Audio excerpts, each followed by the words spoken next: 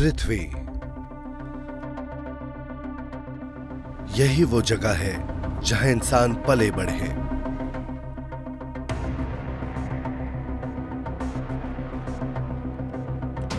पर यह हमेशा कायम नहीं रहेगी। अगर कहीं से एक विशाल मीटेरॉइड आया तो धरती पर सब कुछ तबाह हो जाएगा।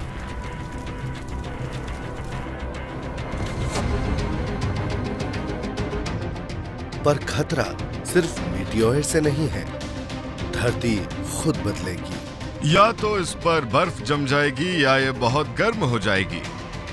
और हमारा सूरज भी एक दिन खत्म हो जाएगा। सच ये है कि बहुत जल्दी धरती पे जीने के हालात पूरी तरह खत्म हो जाएंगे।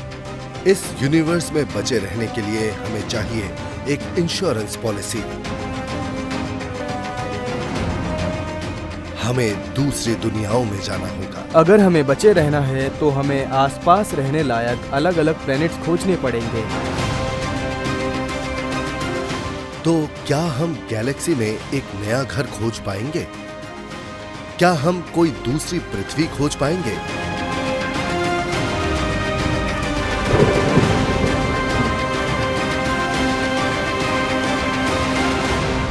विज्ञान शो पेश करता है फाइंडिंग न्यू अर्थ।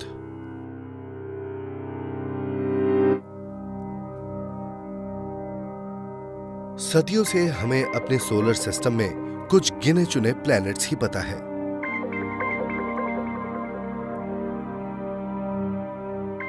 अब एस्ट्रोनॉमर्स हजारों नई दुनियाएं खोज रहे हैं, वो भी एलियन स्टार एक्सोप्लैनेट्स के आसपास। हमें बड़ी तादाद में एक्सोप्लैनेट्स मिल रहे हैं।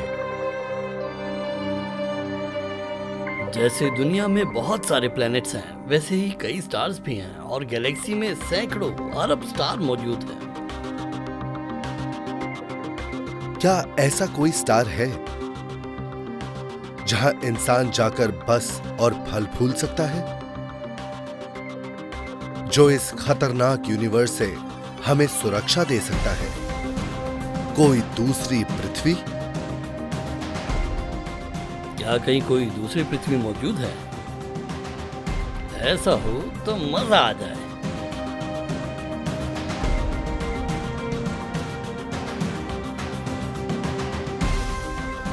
अगस्त 2016 एस्ट्रोनॉमर्स ने ऐलान किया कि दूसरी पृथ्वी हमारी उम्मीद से भी करीब हो सकती है। एक प्लैनेट जो सूरज के सबसे करीबी पड़ोसी तारे का चक्कर लगा रहा है। यह है एक रेड ड्वार्फ प्रोक्सिमा सेंटोरी। पता चला कि हमारे सबसे नजदीकी पड़ोसी तारे का एक एक्सोप्लैनेट है। ये सिर्फ 4 लाइट ईयर्स की दूरी पर है। इसका मतलब ये है कि हम सच में वहां पर जा सकते हैं और खोजबीन कर सकते हैं। साइंटिस्ट्स ने इस प्लैनेट का नाम उस स्टार पर रखा है, प्रोक्सिमा सेंटोरी बी, या शॉर्ट में प्रोक्सिमा बी। एक दुनिया जो बहुत कुछ पृथ्वी की तरह लग रही है। जिस तरह वो अपने स्टार प्रोक्सिमा सेंटोरी का चक्कर काट रहा है, हमें पता चला कि इसका मास पृथ्वी से 1.3 गुना है, यानी ये पृथ्वी के साइज जितना ही है। हम जिन एक्सोप्लैनेट्स के बारे में जानते हैं, उनमें से ज्यादातर जुपिटर की तरह गैस जायंट्स ही हैं। ऐसे में प्रोक्सिमा बी एक अनूठी खोज है। पृथ्वी के आकार का एक प्लैनेट, लेकिन साइज में पृथ्वी जितना होने का मतलब ये नहीं कि ये पृथ्वी जैसा है। अगर वो सही मायने में दूसरी पृथ्वी है, तो तारे से उसकी दूरी भी एकदम सही होनी चाहिए, जहां जीवन पनप सकता है, या जिसे लोग गोल्डीलॉक्स रीजन भी कहते हैं। इसमें स्टार से एक खास दूरी होनी चाहिए। वो इतना करीब नहीं होना चाहिए कि स्टार की गर्मी से हम जल जाएं या सारे लिक्विड्स भाप बन जाएं, और इतनी दूरी भी नहीं होनी चाहिए कि ठंड से सब कुछ जम जाए। इसका मतलब है एकदम सही जोन होना चाहिए। क्या प्रोक्सिमा बी इसी रीजन में है? क्या वहां पानी लिक्विड रूप में है? प्रॉक्सिमा सेंटूरी बी अपने स्टार का 11.2 दिनों में चक्कर लगाता है। अगर हम धरती की तुलना करें तो ये 365 दिनों में एक चक्कर पूरा करती है। ऐसा इसलिए है क्योंकि ये स्टार इस प्लैनेट के बहुत करीब है, जबकि सूरज धरती से काफी दूर है। पृथ्वी सूरज से करीब 14.96 करोड़ किलोमीटर दूर उसका चक्कर काटती है। प्रॉक्सिमा बी इससे 20 गुना करीब है। वो अपने स्टार से करीब 80 लाख किलोमीटर की दूरी पर है। आपको ये लगेगा कि प्रॉक्सिमा बी तो तारे की गर्मी से झुलस जाता होगा और उसे बहुत ज्यादा गर्मी सहनी पड़ेगी। पर प्रॉक्सिमा बी का सूरज हमारे सूरज से बहुत अलग है। वो हमारे सूरज से आधा गर्म है, 2760 डिग्री सेल्सियस वाला। वो करीब 8 गुना छोटा भी है। ये एक M class red dwarf star है। प्रॉक्सिमा बी जिस एम डॉर्फ के पास है वो बहुत कम चमकीला है, उतना गर्म नहीं है, इसलिए नजदीक से उसका चक्कर काटा जा सकता है। फिर भी प्रॉक्सिमा पर टेम्परेचर उतना ही बना रहता है जितना धरती पर। प्रॉक्सिमा बी का हैबिटेबल जोन में होना काफी नहीं है। इसका वैसे का वैसा बने रहना जरूरी है। इसे समझने के लिए planetary scientist Nina Lanza Petrified Forest National Park आई है। ये एक पेड़ का फॉसिल है, करीब 20 करोड़ साल पुराना। ये दिखाता है कि पृथ्वी इतने समय से रहने लायक थी। शुरुआती फॉसिल रिकॉर्ड दिखाते हैं कि पृथ्वी कम से कम करीब 4 अरब सालों से सूरज के हैबिटेबल जोन में है, पर हमारी ऑर्बिट बंद नहीं है। तो गोल्डीलॉक्स जोन में पृथ्वी की पोजीशन सिर्फ सूरज और उससे हमारे जुड़ाव पर निर्भर नहीं है, बल्कि इस पर सोलर सिस्टम के दूसरे प्लैनेट का भी असर है। खास तौर पर जुपिटर, क्योंकि वो सबसे बड़ा प्लैनेट है, और वीनस, क्योंकि वो हमसे नजदीक है। वीनस का ग्रेविटेशनल इफेक्ट और जुपिटर का मैस धरती की ऑर्बिट पर असर डालता है। ये धरती को कभी धकेलता तो कभी खींचता है। इससे सूरज और धरती के बीच की दूरी बदलती रहती है। पृथ्वी की ऑर्बिट पर जुपिटर और वीनस का असर इन चट्टानों पर साफ दिखता है। हमारी ऑर्बिट में जो भी बारीक बदलाव आते हैं, उससे पृथ्वी का क्लाइमेट बदला है। ऑर्बिट में हुए छोटे से बदलावों से धरती पर आइस एज शुरू और खत्म हुई है, और ये सेडिमेंटरी रॉक के अलग अलग मिनरल्स में नजर आता है। पर बड़े बदलावों से हमारे प्लैनेट बेकाबू होकर गर्म हो जाते हैं, या जमकर ठोस हो जाते हैं, या पूरी तरह सिस्टम से बाहर निकल जाते हैं। तो जब हम पृथ्वी जैसे दूसरे प्लैनेट्स खोजते हैं, हमें ये ध्यान रखना होगा कि वो जिस सोलर सिस्टम में हैं, उनमें प्लैनेट की ऑर्बिट पृथ्वी जैसी हो, ताकि वो लंबे समय तक एक जैसी रहे।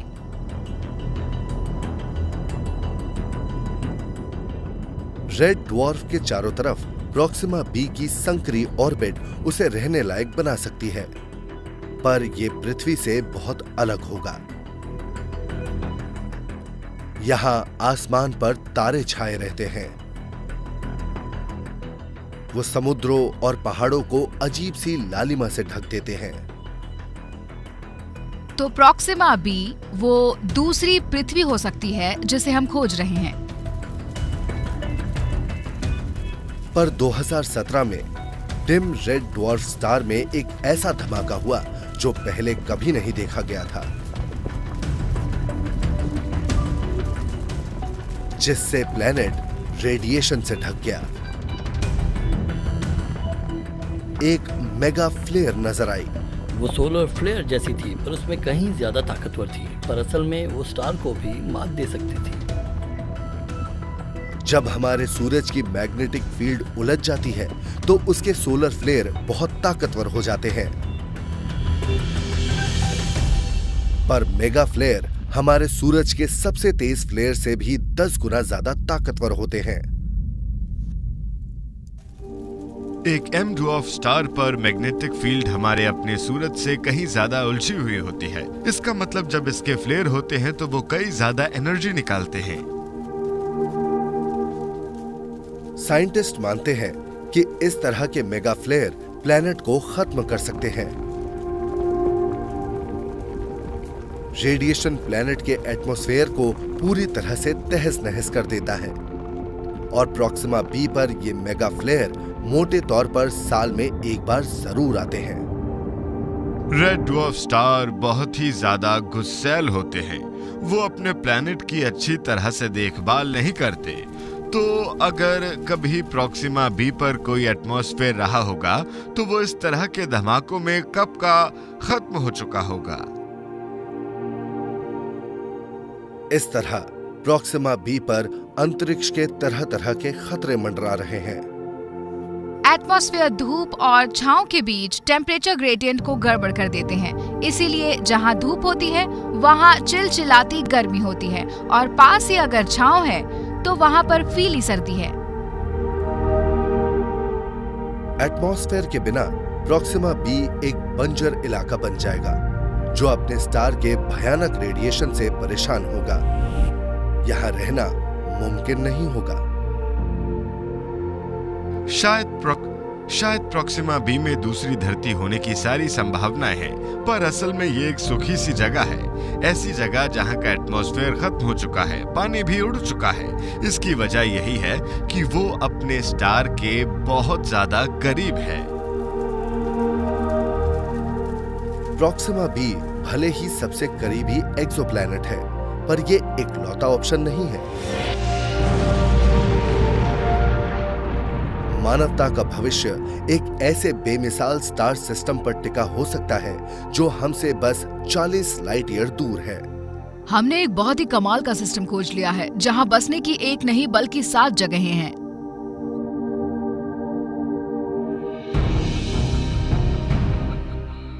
2016 में एस्ट्रोनॉमर्स एक नए transiting planets and planetesimal small telescope या ट्रैपिस्ट से आसमान में छानबीन कर रहे थे। उन्हें एक तारे का टिमटिमाना अजीब सा लगा। इसकी वजह थी एक प्लैनेट की छाया। ये प्लैनेट अपने स्टार की डिस्क से एक ऑर्बिट में एक बार गुजरता है, जिससे एक छोटा सा इक्लिप्स होता है। थोड़ी देर के लिए उस तारे की रोशनी कम हो जाती है। साइंटिस्ट्स को पास के रेड ड्वार्फ स्टार में झिलमिलाहट नजर आई, धरती से सिर्फ 40 लाइट ईयर दूर। ये इस टेलीस्कोप का खोजा पहला एलियन सिस्टम था जिसे कहा गया ट्रैपिस्ट 1 सिस्टम। ट्रैपिस्ट 1 की ये खोज एक बहुत ही बड़ी कामयाबी थी क्योंकि हम लोगों को एक साथ 7 एक्सोप्लैनेट्स मिल गए थे। पर क्या इन 7 प्लैनेट्स में से एक भी इंसानों के रहने लायक है? ट्रैपिस्ट सिस्टम ने जो खोजा है उसमें तरह तरह की क्लाइमेट है। जो सबसे अंदरूनी है वो शायद सबसे ज्यादा गर्म है। ये समझ लीजिए कि वो लावा से भरी दुनिया है। सबसे दूर जो है वो बर्फ से ढकी दुनिया होगी। पर जो बीच में मौजूद प्लैनेट है डी, ई और एफ, इनमें संभावनाएं नजर आ रही हैं। ट्रैपिस्ट 1 का चक्कर लगा रहे 3 प्लैनेट्स में इंसानों के लिए संभावनाएं नजर आ रही हैं। वो अपने स्टार से एकदम सही दूरी पर हैं और उनकी सतह पर लिक्विड वाटर होने के चांसेस हैं।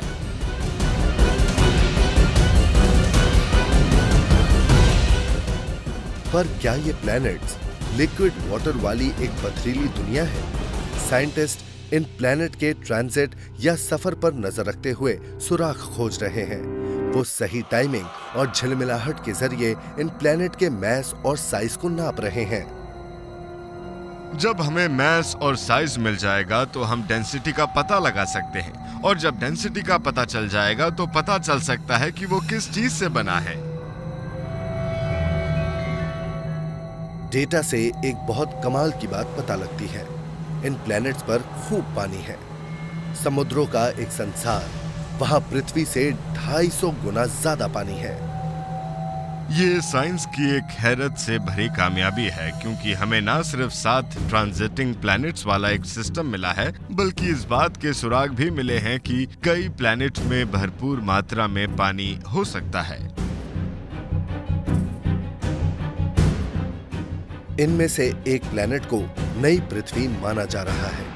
ये स्टार से सिर्फ करीब 43 लाख किलोमीटर दूर चक्कर लगा रहा है ट्रैपिस्ट 1e। ट्रैपिस्ट 1e की बनावट से पता चलता है कि इसमें धरती की तरह बहुत ही बड़ी सी आयरन कोर मौजूद होगी और इस बात के चांसेस बहुत हैं कि इसकी मैग्नेटिक फील्ड बहुत ताकतवर होगी। पृथ्वी की तरह ट्रैपिस्ट 1e में बचाव करने वाली मैग्नेटिक फील्ड हो सकती है। वो एटमॉस्फेयर को तबाह करने वाले भयानक सोलर विंड और तेज धमाकों को रोकती होगी। मैग्नेटिक फील्ड की मौजूदगी बहुत अच्छी बात है। ये उस स्टार के हमलों से प्लैनेट को बचाती होगी जिसका वो चक्कर लगा रहा है। और प्रॉक्सिमा सेंटोरी के उलट ट्रैपिस्ट 1 स्टार अजीब तरह से शांत नजर आता है। ट्रैपिस्ट 1 काफी पुराना और बहुत ही शांत सा स्टार है और प्रॉक्सिमा सेंचुरी की तरह इसे विशाल फ्लेयर्स का सामना नहीं करना पड़ता है।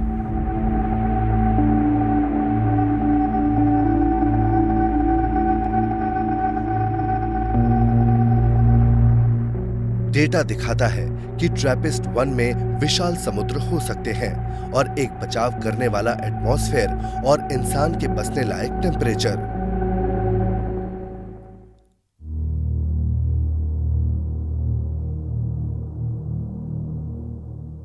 पर वहां रहना धरती पर रहने जैसा कतई नहीं रहेगा।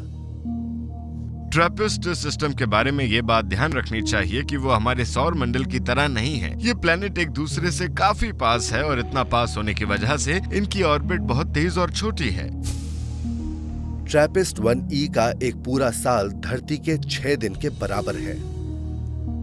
क्या आप कल्पना कर सकते हैं कि वहाँ दिन इतनी तेजी से बीत रहे हैं कि बाद एक। आज आपका बर्थडे है और कल फिर आपका बर्थडे आ जाता है। Happy birthday. आपकी वेडिंग एनिवर्सरी भी जल्दी जल्दी आ रही है। आप भूल जाते हैं, आपका सिर चकराने लगता है। और इस अजीब से एलियन वर्ल्ड में एक्सप्लोरर ऐसे नजारे देख रहे हैं जो उन्होंने पहले कभी नहीं देखे। कई मायनों में ये किसी साइंस फिक्शन का आसमान लगता है। ऐसी चीजें नजर आती हैं जिन्हें हमने सिर्फ फिल्मों में देखा है। वहाँ आसमान में आप देखें तो आपको दूसरे प्लैनेट्स नजर आएंगे, जैसे धरती पर हमें चांद नजर आता है।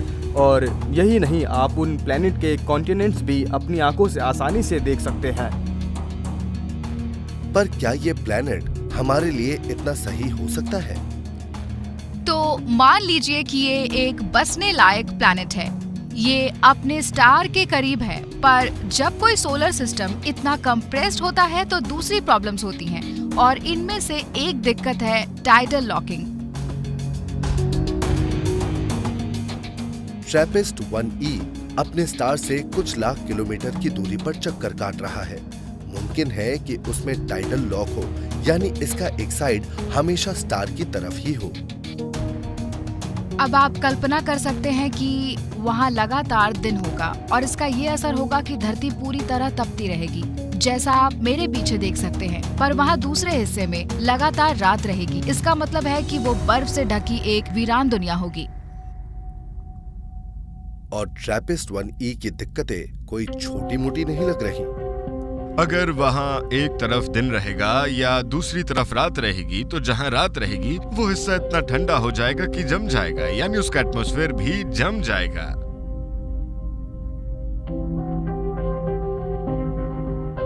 बर्फीली रात वाले हिस्से में ट्रैपिस्ट 1e के एटमॉस्फेयर की गैसें जमकर बर्फ बन जाएंगी, जबकि लगातार दिन वाले हिस्से की गैसें जम जाएंगी। एटमॉस्फेयर पतला होता जाएगा और खत्म ही हो जाएगा। और ट्रैपिस्ट 1e जरा भी रहने लायक नहीं बचेगा। मान लीजिए कि हमें किसी स्टार का चक्कर लगाता हुआ एक सही प्लैनेट मिल भी जाता है, तो वो स्टार किस तरह का और कहां चक्कर काट रहा है, ये बात बहुत मायने रखेगी। इसी से तय होगा वो प्लैनेट रहने लायक है या नहीं। इतनी सारी संभावनाओं के बावजूद हमारा भविष्य ट्रैपिस्ट 1 सिस्टम में नजर नहीं आता। इसीलिए काफी कुछ पृथ्वी जैसे प्लेनेट की खोज जारी है। ट्रैपिस्ट 1 सिस्टम में हमें काफी कुछ पृथ्वी जैसी दुनिया नजर आई, पर वो जिस स्टार के चक्कर काट रहा है वो सूरज की तरह नहीं है। तो हमें सूरज जैसे स्टार के चारों तरफ चक्कर काटता पृथ्वी जैसा एक प्लैनेट ढूंढना होगा। दूसरी पृथ्वी खोजने के लिए हमें दूसरा सूरज भी चाहिए।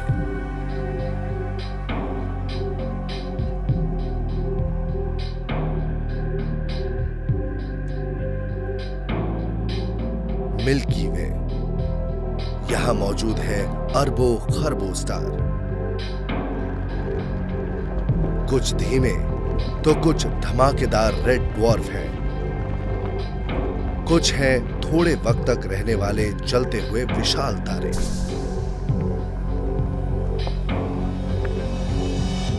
पर बीच में हैं हमारे सूरज जैसे तारे। एक बात तो तय है कि अगर हमें दूसरी पृथ्वी की तलाश करनी है तो हमें सूरज जैसे किसी स्टार के आसपास के प्लेनेट देखने होंगे।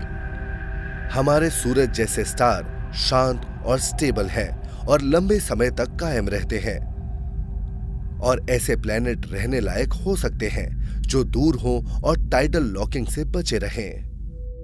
अगर हमारे सूरज जैसा स्टार हो तो उसके किसी प्लेनेट पर इंसानों के बस पाने की उम्मीद ज्यादा होगी।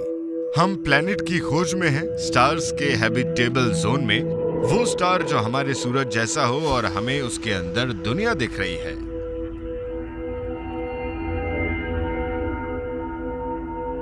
जैसे कि केपलर 452b 1800 लाइट ईयर दूर एक एक्सोप्लैनेट जो हमारे सूरज जैसे तारे का चक्कर लगा रहा है। किसी स्टार के चारों तरफ आपको पृथ्वी से मिलती जुलती ऐसी ऑर्बिट कहाँ मिलेगी? उसका साल 385 दिन का है, हमारा दिन 365 दिन का है। ये तो बिल्कुल धरती की तरह हुआ। ये प्लेनेट अपने स्टार का चक्कर उतनी ही दूरी पर लगा रहे हैं जितनी कि पृथ्वी हमारे सूरज का, और ये हमारे लिए घर जैसा हो सकता है। केपलर 452b अपने स्टार के हैबिटेबल जोन में है, तो अगर वहाँ लिक्विड वाटर हुआ तो वहाँ हो सकते हैं समुद्र, झीलें, नदियाँ, धाराएं हो सकती हैं, नीला आसमान और बादल भी मिल सकते हैं। बढ़िया बात है, पर केपलर 452b धरती से बहुत बड़ा है। केपलर 452b हमारे लिए दूसरी पृथ्वी की तरह हो सकता है, पर इसका आकार पृथ्वी से बहुत बड़ा है। ये दुनिया हमारी धरती से 5 गुना ज्यादा बड़ी है और करीब 60% ज्यादा चौड़ी है। साइंटिस्ट्स केपलर 452b जैसी विशाल दुनियाओं को सुपर अर्थ कहते हैं। इनका साइज पृथ्वी से 1.5 या 2 गुना ज्यादा बड़ा है और इनका मास धरती से शायद 10 गुना ज्यादा भी हो सकता है। हमने अब तक जितने भी पथरीले प्लैनेट्स देखे हैं उनमें से आधे से ज्यादा सुपर अर्थ है। जब हमने एक्सोप्लैनेट्स की खोजबीन शुरू की, उसके पहले हमें ये तक नहीं पता था कि सुपर अर्थ मौजूद है। अब पता चल रहा है तो आम बात है। सुपर अर्थ का होना हमारी धरती के होने से भी ज्यादा आम बात हो सकती है।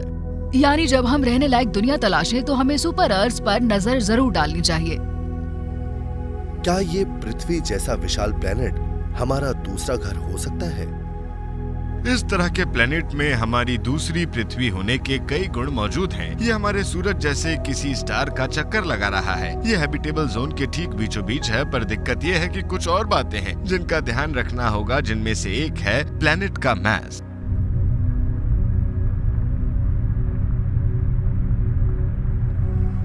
केपलर 452b के साइज का इसकी ग्रेविटी पर गहरा असर पड़ता है। क्योंकि इसका मास बहुत ज्यादा है, इसलिए इसकी सतह पर गुरुत्वाकर्षण धरती से 2 गुना ज्यादा होगा। इस एक्स्ट्रा ग्रेविटी की वजह से इस प्लैनेट पर इंसानों का बसना मुश्किल हो जाएगा।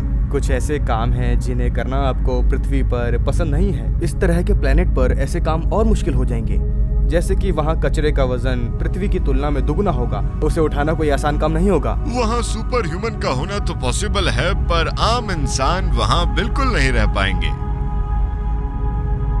और हम इस प्लैनेट की सतह पर अटक जाएंगे।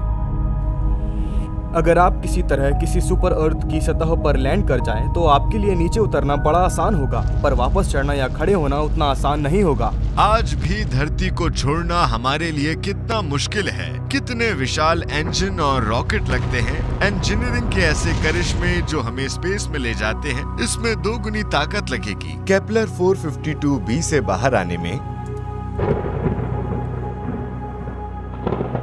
उस पर दिक्कत ये होगी कि केपलर 452b का एटमॉस्फेयर धरती से बहुत ही ज्यादा अलग होगा। वो प्लेनेट कितना बड़ा है, कितना विशाल है, इसी से तय होगा कि उसका एटमॉस्फेयर कैसा होगा। अगर उसका मास बहुत ज़्यादा है और ग्रेविटी भी बहुत ज़्यादा है तो वो बहुत सारी हवा को रोक पाएगा। उसका एटमॉस्फेयर कहीं ज़्यादा बड़ा होगा, ज़्यादा मोटा होगा, ज़्यादा डेंस और सतह पर ज़्यादा प्रेशर होगा। एक मोटा एटमॉस्फेयर स्टार की गर्मी को कैद कर लेगा। सतह का टेम्परेचर बहुत ही ज्यादा गर्म होगा और प्रेशर इतना भयानक कि वहां रहने का सोचा भी नहीं जा सकता। ये मुमकिन है कि इस प्लैनेट का एटमॉस्फेयर बहुत ही छोटा हो। इससे बहुत ही जोरदार ग्रीन हाउस इफेक्ट वहाँ होगा। वक्त के साथ ये और ज्यादा गर्म होता चला जाएगा। शायद दूसरी पृथ्वी को ढूंढते हुए हमने एक दूसरा वीनस ढूंढ निकाला हो।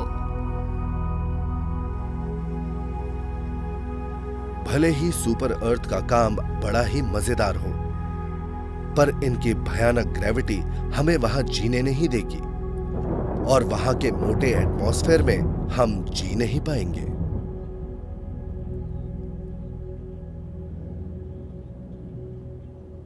अब तक हमने जितनी भी दुनियाएं खोजी हैं, उनमें रहा नहीं जा सकता। क्या हो अगर हमारा नया घर कोई प्लेनेट ना हो? ऐसा हो सकता है कि दूसरी पृथ्वी एक्सोप्लैनेट ना हो, मुमकिन है कि वो एक्सोमून हो।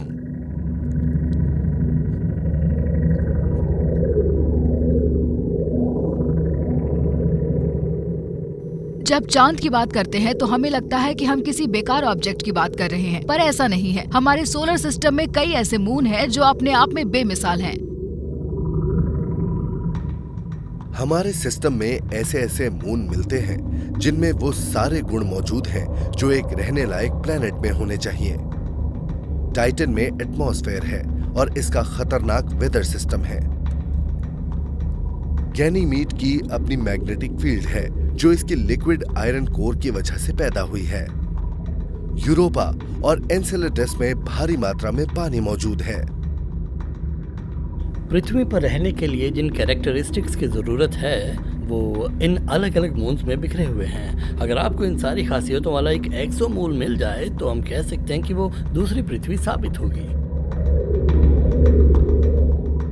सन 2017 द केपलर टेलीस्कोप को मिला 8000 लाइट ईयर दूर सूरज जैसा एक स्टार, और प्रोफेसर डेविड किपिंग और उनकी टीम ने इस ट्रांजिटिंग एक्सोप्लैनेट को देखा। यह था केपलर 1625b। केपलर ने जितने भी हजारों प्लैनेट्स खोजे हैं, केपलर 1625 उनमें से एक था। पर एक मून हंटर के तौर पर हमें इसमें दिलचस्पी इसलिए थी क्योंकि ये प्लैनेट जुपिटर के जितना बड़ा था। ये अपने स्टार से काफ़ी दूर है और इसकी ऑर्बिट तकरीबन गोल है, यानी एक्सोमून में हमें जो कुछ चाहिए वो इसमें मौजूद है। एक्सोप्लैनेट केपलर 1625b एक इंसानों के ना बसने लायक गैस जायंट है, बिल्कुल जुपिटर की तरह। पर यह हैबिटेबल जोन में है और इसका मतलब इसके मून भी इसी जोन में होंगे। बदकिस्मती से इन एक्सोमून को देखना बहुत ही मुश्किल है। केपलर ने जिस तरह एक्सोप्लैनेट खोजे उसका ताल्लुक प्लैनेट के साइज से है। जहाँ तक मून का सवाल है, ये थोड़ा और भी मुश्किल रहा होगा क्योंकि वो छोटे होते हैं और उन्हें पहचानना और भी मुश्किल है। सोलर सिस्टम में सबसे बड़ा मून है गैनीमीड, जो जुपिटर के चारों तरफ है। ये धरती के 40% जितना बड़ा है। हमें बहुत ही मुश्किल से इस तरह के प्लैनेट मिलते हैं, इसीलिए साफ है कि एक्सोमून के खोजबीन एक बहुत ही मुश्किल काम होगा। सन 2018 में टीम ने बहुत ही ताकतवर हबल स्पेस टेलीस्कोप को ये काम सौंपा। इस डेटा के जरिए किसी भी मून की हल्की सी छाया को भी ध्यान से देखा गया। अगर कोई एक्सोमून प्लेनेट का चक्कर काट रहा है तो कभी वो स्टार का चक्कर काटते हुए प्लेनेट के आगे होता है, कभी स्टार का चक्कर लगाते हुए प्लेनेट के पीछे होता है। आपको अलग अलग जगह पर उसके रास्ते में ट्रांजिट डिप नजर आते हैं। और टीम ने एक सिग्नल पहचाना। एक नहीं बल्कि दो एक साथ चक्कर काट रहे हैं। ये दुनिया के पहले एक्सोमून के खोजे जाने का सबूत था।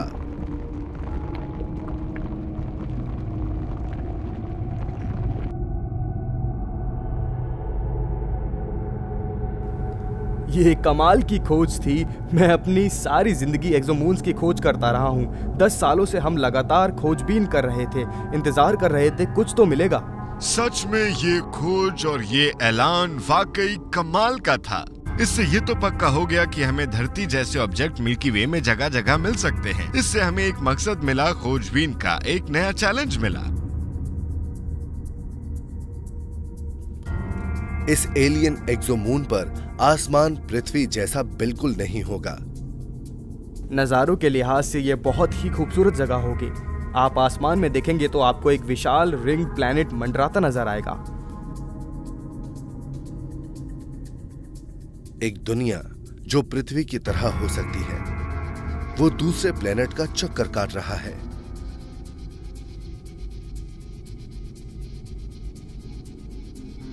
पर इतनी जल्दी नतीजे पर पहुंचने की जरूरत नहीं है। हालांकि प्लैनेट और मून दोनों स्टार से एकदम सही दूरी पर हैं और हम ये मान रहे हैं कि उसकी सतह पर लिक्विड वाटर मिलना चाहिए, पर लगता यह है कि मून और ये प्लैनेट गैसों से बने ऑब्जेक्ट हैं और इसी वजह से उनकी सतह सॉलिड नहीं होगी। हालांकि इस मून पर शायद इंसानों का बसना मुमकिन नहीं है, पर गैलेक्सी में अपने जैसी किसी दूसरी दुनिया को खोजने की दिशा में ये एक महत्वपूर्ण कदम है। अगर हमें एक्सोप्लैनेट के चारों तरफ एक्सोमून मिल जाते हैं तो इससे ये पक्का हो जाता है कि इंसानों के रहने लायक दुनिया बड़ी तादाद में मिल सकती है। हमें ज्यादा सटीक मेजरमेंट्स चाहिए। उसके बाद देखिएगा यूनिवर्स में ढेर सारे एक्सोमून नजर आएंगे।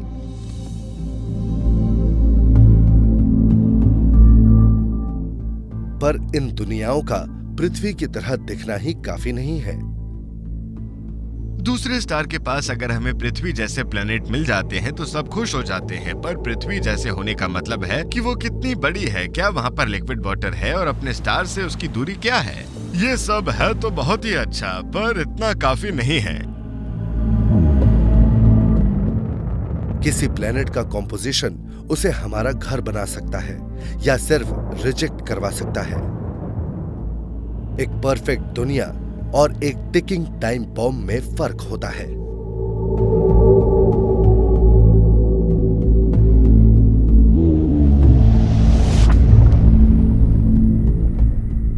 जोर शोर से दूसरी पृथ्वी की तलाश जारी है। हमने भयानक रेड ड्वार्फ सिस्टम को भी परखा, सुपर अर्थ को भी और एलियन एक्सोमून को भी, पर अब तक पृथ्वी जैसा कोई दूसरा ऑब्जेक्ट नहीं मिला। बहुत सारी शर्तें हैं जिस पर उसका खरा उतरना जरूरी है, जैसे कि सूरज जैसा कोई स्टार, ऐसी ऑर्बिट जिसकी वजह से उसका टेम्परेचर एकदम सही हो, एक ठोस सतह जिसकी वजह से उसका एटमॉस्फेयर कायम रह सके। पर कोई प्लेनेट बाहर से भले ही पृथ्वी जैसा दिखे, हो सकता है वो अंदर से वैसा ना हो। हमारी दुनिया को एक चीज सबसे अनूठा बनाती है और वो है प्लेट टेक्टोनिक्स। इसी से हमारा प्लेनेट काबू में है।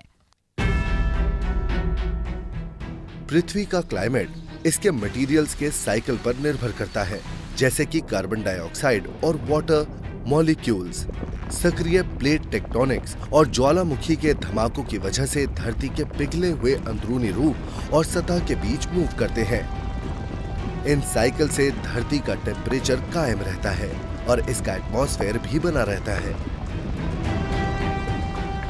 अगर हमें धरती जैसा कोई प्लैनेट खोजना है तो उसमें जियोलॉजिकल एक्टिविटी होनी चाहिए। इसका मतलब ये है कि उसमें अपना कार्बन साइकिल और कुदरती चीजों को चलाए रखने की काबिलियत होगी ताकि वो रहने लायक और सस्टेनेबल बने।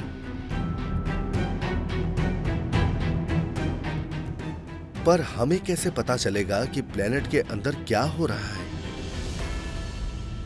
इसका सुराग पूरी दुनिया में फैली एक चीज से हासिल किया जा सकता है, पहाड़ों से।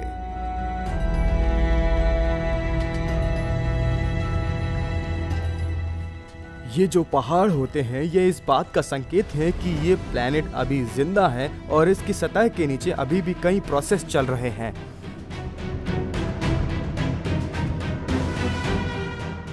जब किसी प्लेनेट की टेक्टोनिक प्लेट्स आपस में टकराती है तब पहाड़ बनते हैं। और हालांकि एक्सोप्लैनेट कई लाइट ईयर दूर होते हैं, पर एस्ट्रोनॉमर ये पता लगा सकते हैं कि उनकी सतह चिकनी है या उस पर पहाड़ी चोटियां हैं। ये पहाड़ी चोटियां उभरती हुई नजर आ जाती हैं और प्लेनेट किस दिशा में घूम रहा है ये इस बात से तय होता है कि वो थोड़ा सा बड़ा नजर आएगा या थोड़ा सा छोटा नजर आएगा और उसकी छाया किस तरह से बन रही है। लेकिन इस टेक्निक से इस पथरीली दुनिया को खोजने के लिए बहुत ही बारीकी मेजरमेंट की जरूरत पड़ती है। मान लेते हैं कि एक बहुत बड़ी बिल्डिंग है, जैसे कि एम्पायर स्टेट बिल्डिंग, और रात को उसमें रोशनी कर दी गई है। अब अगर आपको रोशनी कम होते हुए दिखाना है तो आप क्या करेंगे? पूरी बिल्डिंग के एक ऑफिस के ब्लाइंड्स 1/3 नीचे कर देंगे, तो इस तरह से कुछ रोशनी कम हो जाएगी। हम अपने ऑब्जर्वेशन में भी इतनी ही बारीकी से काम करते हैं। ये ठीक वैसे ही है जैसे दूर से जा रही कार की हेडलाइट के सामने मच्छर उड़ रहा है और उससे लाइट में फर्क आ रहा है और आपको उसका पता लगाना बहुत मुश्किल है। लाइट में ऐसे बारीक से बदलाव दिखा सकते हैं कि एक्सोप्लैनेट सेहतमंद है, वो एक्टिव है। पर इस तरीके का इस्तेमाल तभी किया जा सकता है जब कोई प्लैनेट अपने स्टार के सामने हो। क्या एस्ट्रोनॉमर तारों की रोशनी का इस्तेमाल करके किसी भी प्लैनेट की जियोलॉजी का पता लगा सकते हैं? हम मानते हैं कि प्लैनेट्स मोटे तौर पर उसी समय बने हैं जबकि स्टार्स बने हैं। वो मटेरियल के एक ही विशाल क्लाउड से बने हैं। अगर आप किसी स्टार की कंपोजिशन का पता लगा लेते हैं तो उन वैल्यूज के सहारे आप ये अंदाजा लगा सकते हैं कि वो किसी प्लैनेट की तरह है या नहीं। एस्ट्रोनॉमर स्टार की लाइट को अलग अलग वेवलेंथ में बांटकर पता लगा सकते हैं कि स्टार में कौन से केमिकल एलिमेंट मौजूद हैं, और अगर उस स्टार के चारों तरफ प्लैनेट है तो उनका केमिकल कॉम्पोजिशन भी वैसा ही होगा। कॉम्पोजिशन एक बहुत ही जरूरी हिस्सा है पता लगाने के लिए कि कोई ऑब्जेक्ट रहने लायक है। ये कॉम्पोजिशन असल में उसकी जियोलॉजी को बताता है। पथरीले एक्सोप्लैनेट्स उन्हीं बेसिक इंग्रेडिएंट से बने हैं, ऑक्सीजन, सिलिकॉन और एल्यूमिनियम जैसे केमिकल एलिमेंट से। अगर आप इन इंग्रेडिएंट्स का बैलेंस बदल दें तो प्लैनेट भी एकदम बदल जाएगा। अगर हमें किसी पथरीले प्लैनेट की कंपोजिशन के बारे में थोड़ा बहुत पता लगता है तो हम इससे कुछ क्लूज का पता लगा सकते हैं, जैसे कि उस पर प्लेट टेक्टोनिक्स हैं या नहीं। नई रिसर्च से पता चला है कि जिन एक्सोप्लैनेट्स में बहुत ज्यादा सिलिकॉन और सोडियम होता है वो धरती से एकदम अलग तरह की चट्टानें बनाते हैं। इससे एकदम ठोस सख्त प्लैनेट बनते हैं जहां प्लेट टेक्टोनिक्स रुक जाती है, कार्बन डाइऑक्साइड जमा होती रहती है और इसके भयानक नतीजे होते हैं। अगर जियोलॉजी एक्टिव नहीं होगी तो प्लैनेट का एटमॉस्फेयर वीनस जैसा होगा और इस तरह वहाँ ग्रीन हाउस इफेक्ट बहुत ज्यादा होगा। वो गर्म होता चला जाएगा, गैस चट्टानों से गर्म होती चली जाएगी, उनका बाहर निकलना मुश्किल होता जाएगा और यहाँ जीवन पनपना मुश्किल होगा। सबसे बुरी बात, ये प्लैनेट प्रेशर कुकर की तरह बन जाएगा जो कभी भी फट सकता है। अगर हम किसी प्लैनेट के कॉम्पोजिशन को बदल दें तो इसका असर उसकी टेक्टोनिक सिस्टम पर होगा। प्लैनेट से गर्मी के निकलने का तरीका बदल जाएगा, गर्मी जमा होती चली जाएगी और एक दिन अचानक क्रस्ट के अंदर एक बड़ा धमाका होगा।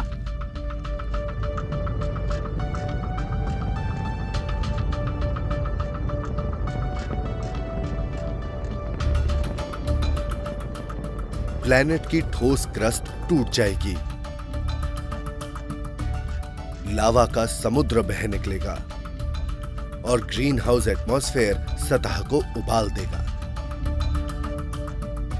हमारे भविष्य के घर का इस तरह भयानक अंत हो जाएगा। इससे पहले कि हम ये ऐलान करें कि ये दूर की दुनिया इंसानों के रहने लायक है, हमें ये पता लगाना होगा कि इन प्लैनेट्स का कॉम्पोजिशन क्या है। पर एक और चीज है जिससे कोई प्लैनेट पृथ्वी जैसा बन सकता है, एक ना दिखने वाली शील्ड जो अंतरिक्ष के खतरों से उसे बचाती है, उसे गर्मी देती है और जीवन देने वाला पानी भी और एटमॉस्फेयर भी।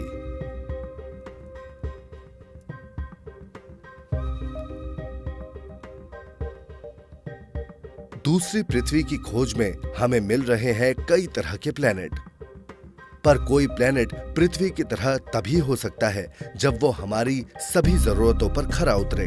अगर आप सचमुच किसी दूसरी पृथ्वी को खोजना चाहते हैं तो आपको ऐसा प्लेनेट खोजना होगा जिसका मास और साइज पृथ्वी जैसा हो और वो सूरज जैसे किसी स्टार के चक्कर काट रहा हो ठीक उतनी ही दूरी पर, उसका एटमॉस्फेयर हमारे जैसा हो, उसकी सतह पर बहुत सारा पानी हो, वो भी लिक्विड फॉर्म में। बस इतना ही। और जो जरूरतें हैं, इसमें एक एक्सोप्लैनेट के एटमॉस्फेयर सबसे ज्यादा मायने रखता है। ये प्लेनेट को टेम्परेचर के बड़े और भयानक बदलावों से बचाता है। ये छोटे एस्ट्रॉइड के आकर टकराने से भी बचाता है। ये प्लेनेट को स्पेस के खतरनाक रेडिएशन से बचाता है। ये सही मायनों में प्लेनेट के चारों तरफ एक शील्ड होती है जो हमें बाहरी स्पेस से बचाती है। यही नहीं, इसमें सही तरह का एटमॉस्फेयर भी होना चाहिए। अगर ये जरा सा भी गड़बड़ हुआ तो प्लेनेट की सतह उबलने लगेगी, वो धंसने लगेगी, भयानक हालात होंगे।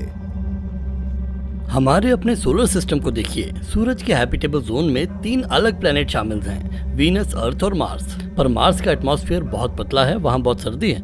वीनस का एटमॉस्फेयर बहुत मोटा है और वहाँ बहुत गर्मी है। धरती अकेला प्लेनेट है जहाँ ये सब हालात एकदम सही हैं।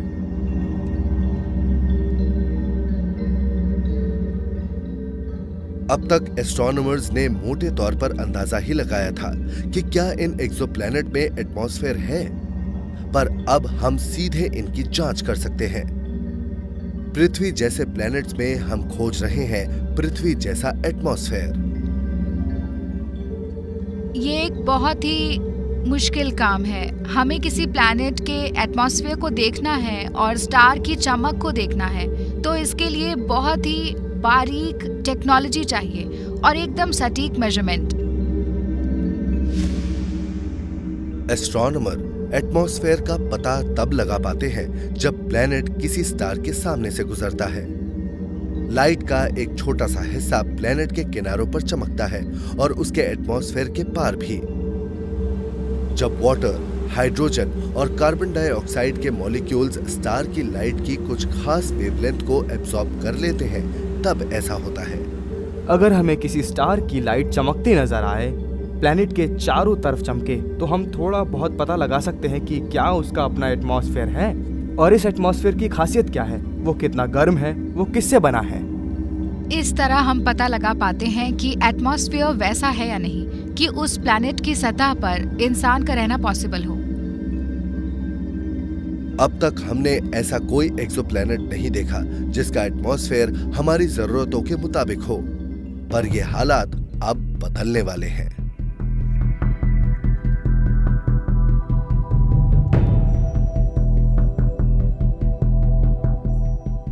अप्रैल 2018 में नासा ने पृथ्वी जैसे प्लैनेट खोजने के लिए एक बहुत नया मिशन शुरू किया।